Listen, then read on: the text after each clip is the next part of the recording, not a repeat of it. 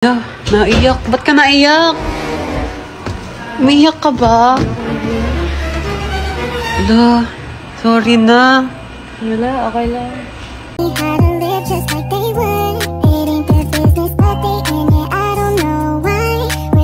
Parang nahigahanap ka. Hindi ba ito kay Niyaji naman? Parang hindi naman. Ano hindi naman? Ito birthday. Gawa-gawa ka. So, maraming nagre-request ng fans na makipag 24 hours Jawa challenge ako kay Yaji. Papayag ka ba?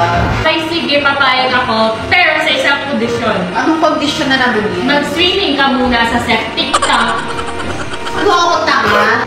Tsaka, mahigit 2 million fans kasi mga nagre-request na mag-comeback 24 hours Jawa challenge kami ni Yaji. So, pinagbibigyan ko lang sila.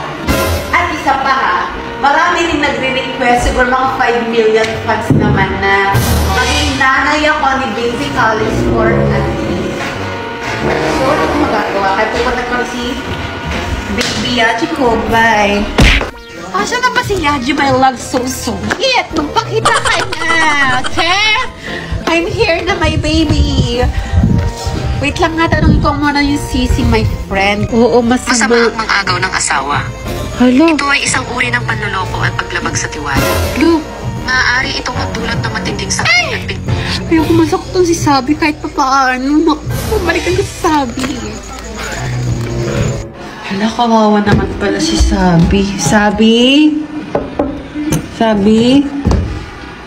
Hala? Hala, naiyak. Ba't ka naiyak?